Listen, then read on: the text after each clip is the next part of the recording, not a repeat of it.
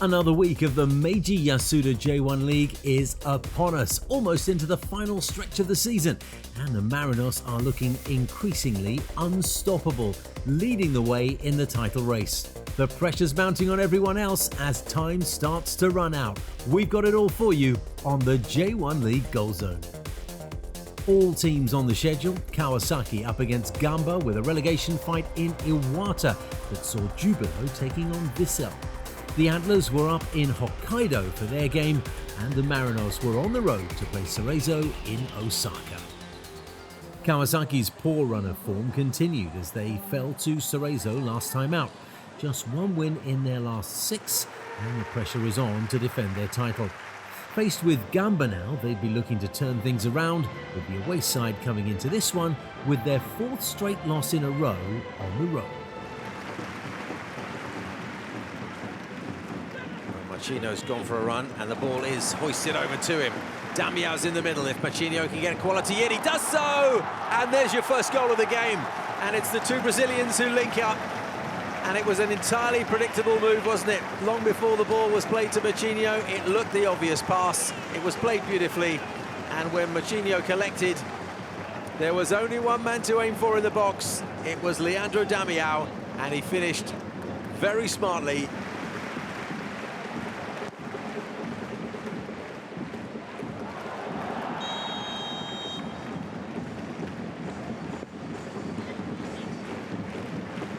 So yellow card for Kohei Okuno, and it looks like they're re-looking at Kohei Okuno's foul and potentially upgrading it to a red card. He's got the yellow card in his hand. He's ruled out the yellow card. He reaches for his back pocket, and let's be fair, quite rightly, Kohei Okuno is heading to the dressing room. Damião sweeps the ball out to his compatriot, takes it down on his chest. It's going to be the outside run from Sasaki, but he comes inside instead. Damião now in the box with not much support, except Marchinho. And the Brazilians have connected for a second time, and within 20 minutes they are 2-0 up. Marchinho providing an assist for Damião's opening goal, and now Damião has returned the favour as Marchinho side-foots that one with his left foot. And on the half volley, side-footed home by the 27-year-old Brazilian. Still has the look of a very early 20-year-old. He might be involved again here, hovering around the edge of the box. If the ball's played back to him as it is, he dummies it. And we've got number 3, and it's Yasuto Wakizaka. And this is becoming a little bit too dangerously like a walk in the park for Kawasaki Frontale.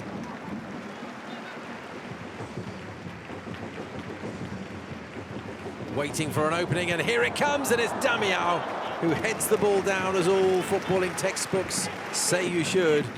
But as it popped back up, it was fairly straightforward for Higashiguchi.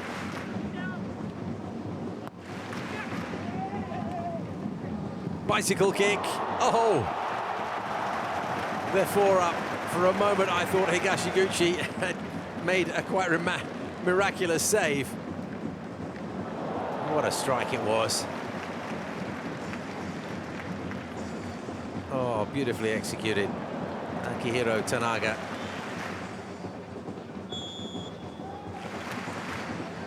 Right-footed towards the near post. Super header from Damião, and what a save. Deliberately struck to the near post. Good glancing header. And in mid-air, Higashiguchi.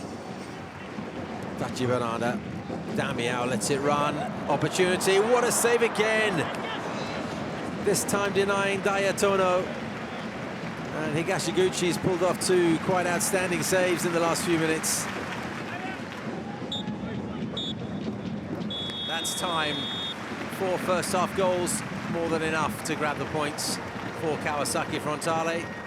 Final score here at the Kawasaki Todoroki Stadium. Kawasaki Frontale 4, Gamba Osaka 0. Jubilo suffered their second loss in succession after going down to Avispa previously. With just one win in their last 7, they faced Kobe now, with the visitors having won their last 2 and having seemingly turned the corner. Perhaps the best defensive play of the week coming up from Jubileau's Ricardo Graca. Andres Iniesta playing the ball through. Yoshinori Muto gets round the goalkeeper and must surely score. For that wonderful challenge from Graca, saving the day as early as the 8th minute. Just 4 minutes later, and Muto was on the break again with Graca alongside him once more. This time, Muto gets his shot in. Ryuki Miura saves well though. Still inside the first 15 minutes, and Vissel Kobe are on the attack again. It's Muto once more finding his way into the box. He squares it to Hotaru Yamaguchi, who finishes smartly. But Muto was in an offside position when the ball was played through to him. No goal. There's no denying it was all about the visitors in the first quarter of the game. Yet another charge forward, and the cross comes in from Yutaro Oda. His strike headed clear by Graca, who was having an inspired first 20 minutes. Vissel's attacking intent was kept at bay until the final 14 minutes of the match. Here they are pressing forward again in numbers, and finally Graca lets himself down, fouling Muto with a clumsy challenge when there was no immediate danger. Inevitably, the referee points to the spot, and Yuya Osako smashes the penalty home for a 1-0 win to the away team. Consadole's troubling run of form continued as they picked up another loss in midweek. That makes it 5 league defeats in their last 6 games, and they next face the tough task of hosting the second-placed Antlers. Kashima were unbeaten in their last 4 and will be much fancied for all 3 points here. Here's Shazad Han. There's Takuma Arano, one of the veterans of the side. Now Kaneko gets past Pituka. Lovely ball from him. It's on Shinzo Koroki. Now, was he just pushed? I think the flag has gone up anyway. But it is offside. I think to the naked eye there on the replay. Fukumori swings it in, it's a decent ball. Taking a bit of a deflection there along the way.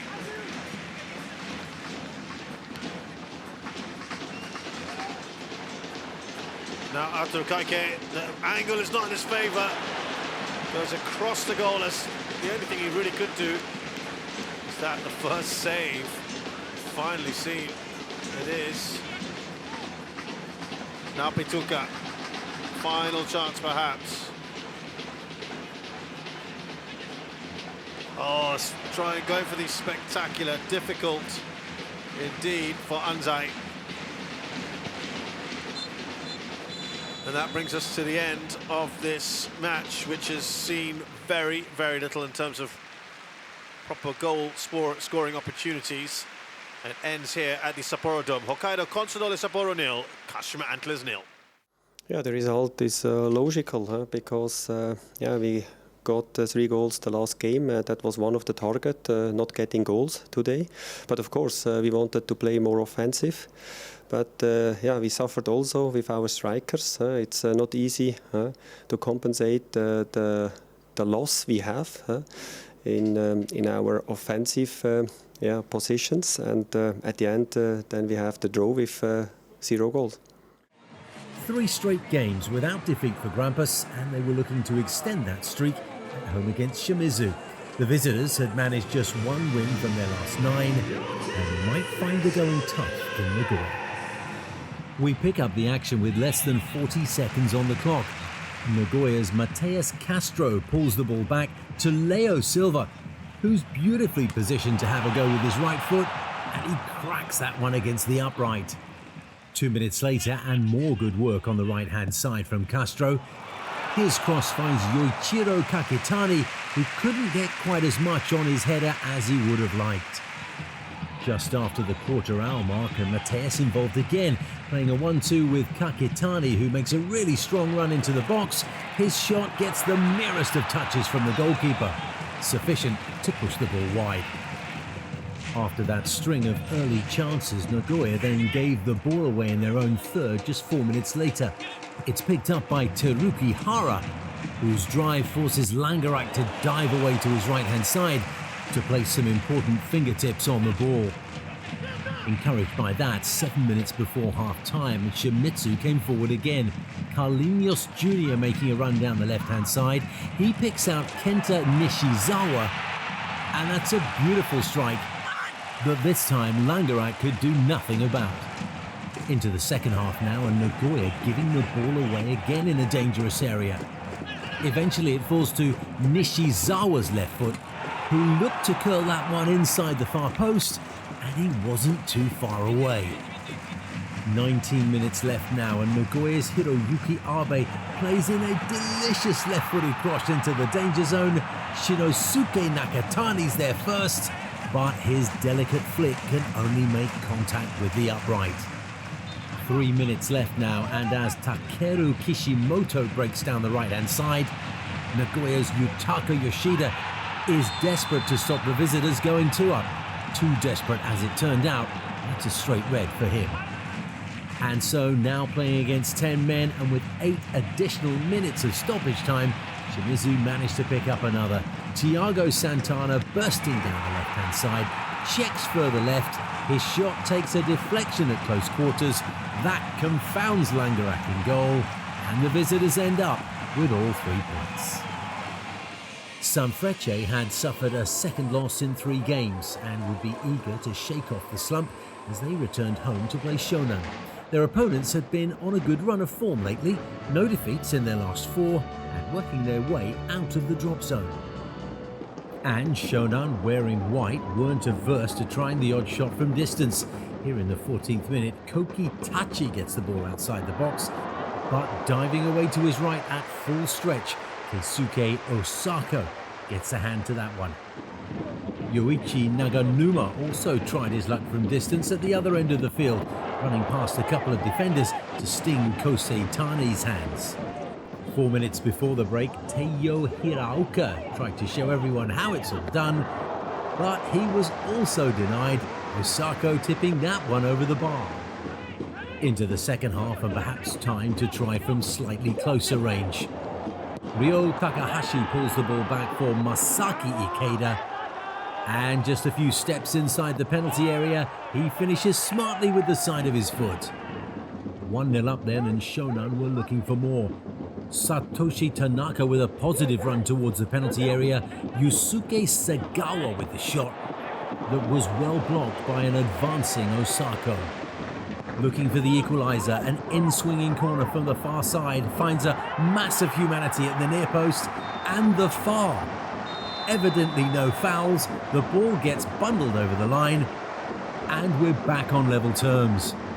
The last real chance came in the 73rd minute with Sanfrecce looking for a winner.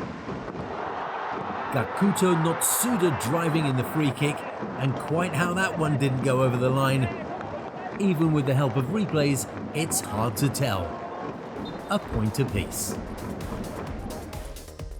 Another big point, and that makes it 5 unbeaten for Shonan. We'll turn our attention to the other end of the table, the Mariners looking to score big in Osaka. When we come back, stay with us.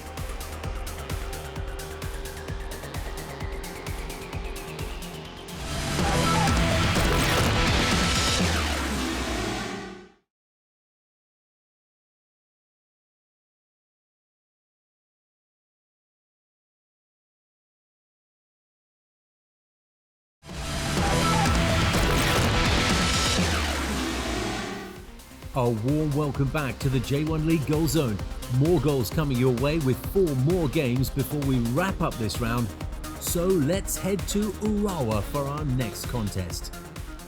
The Red Diamonds extended their unbeaten run to 5 league games after another draw in midweek, making it 11 stalemates this season, the most in the league.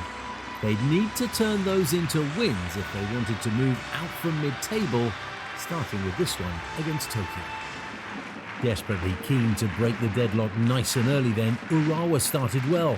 11 minutes in, not the easiest of angles, but Atsuki Ito still managed to sting the palms of Jakub Slowik. Not much that Slowik could do about Urawa's 32nd minute attack though.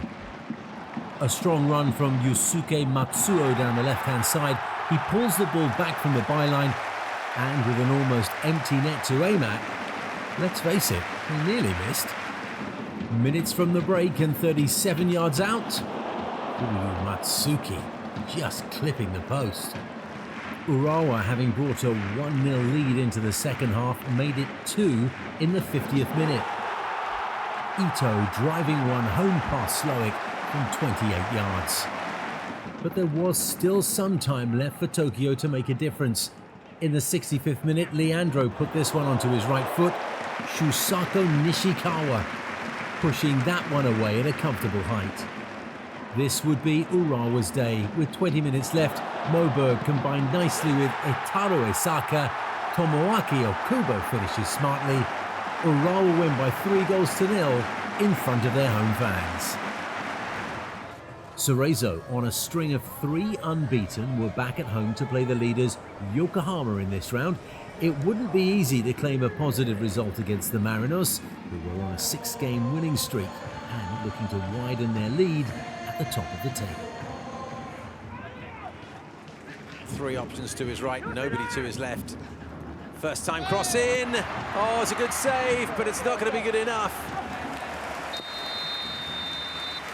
Looks like the linesman has his flag up for offside, I suspect. It'll be interesting to see the replay. Made the run in there, and he was offside. So good decision by the linesman. It was Leo Ciara. Here comes Cerezo. Oh, what a strike. What a marvellous effort that was. Ball was given away, just knocked to the side, and that's fully 25 yards, and that absolutely rifled into the top corner. Got a space on the left-hand side for a bit of quality to be played in the box. Instead, went for a shot rather than a cross, and it dipped viciously at the last minute. It's a little bit more open, this game, than it was prior to the goal.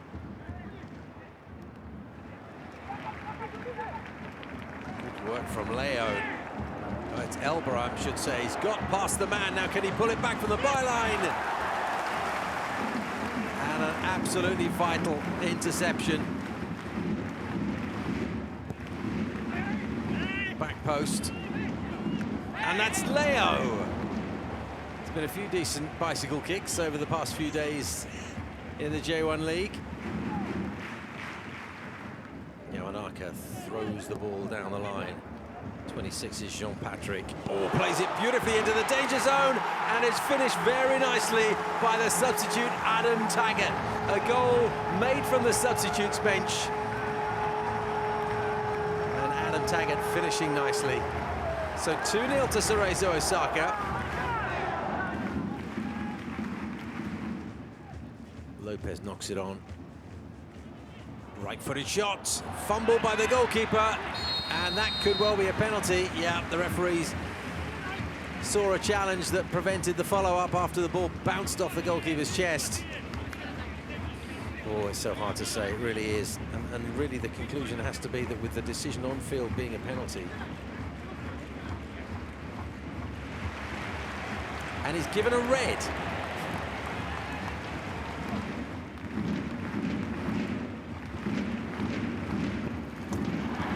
Well, that was a much better penalty. He brushed it to his left-hand side. May even have touched the post on its way in. Sent Kim entirely the wrong way. So now the approach from the left-hand side. Yamane. Right-footed shots! And for a moment, I think everybody in the stadium, including Leo, thought that that might have crept in. Fujita. Anderson Lopez over his head, and there's the equaliser. And it's come from Leo. Kim Jin-hyun had a good leap on it, but couldn't even get a fingertip to the ball. Super header from Leo. A very entertaining game, which saw Cerezo Osaka go into a somewhat unlikely 2-0 lead, only for Yokohama F. Marinos to claw their way back. So the points are shared. It's Cerezo Osaka 2, Yokohama F Marinos 2. Yeah, of course you could see that we had two midfielders in the back four, one at side back, one at centre back. We were really aggressive in our substitutions. It's two parts of emotion for me. I don't think we were at anywhere near our best today. The performance was not one that we wanted. But at the same time, the players, the attitude, the mentality to keep going, and in the end take a point was credit to everybody, but at the same time a little bit of disappointment. Avispa ended their 6-game winless run after a win in midweek and would be looking for another one as they faced Kyoto. The away side hadn't travelled well of late, having found no wins in their last 6. Avispa certainly got the better start from the corner. The ball gets headed on at the near post. And Yuya Yamagishi is there at the far post to side foot that one home on the volley. 1-0 at half-time and Kyoto came out firing in the second half. Genki Omae trying his luck from distance.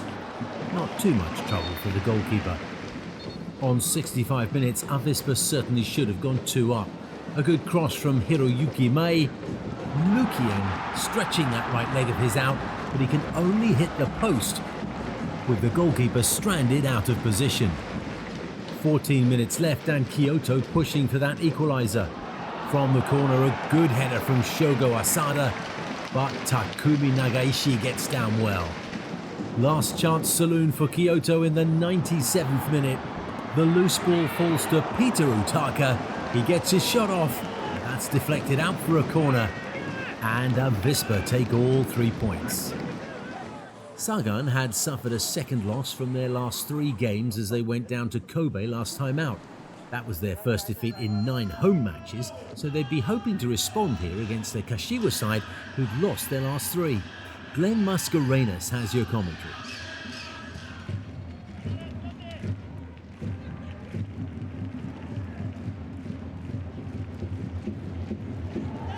Rizal trying to create those opportunities. Here's Yuki Muto! What an absolute marvellous effort there from Muto. Clear side of the goal, needed to get that, and 9 out of 10. This young lad, of course, won't miss when he's put in that position. So it's 1-0 Kashiwa Rizal. Yuki Muto comes to the party. So an opportunity for Rizal. Currently lead 1-0 in this game. Oh, that's a decent save from Park Il-gyu as he keeps Yuto Yamada at bay.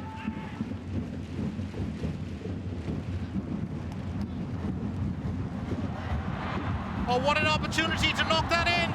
And that's called an absolute miracle. An absolute miracle here for Sagan. Kato knocking it fairly well, but Kakita able to ward off the danger. It's still with Kato.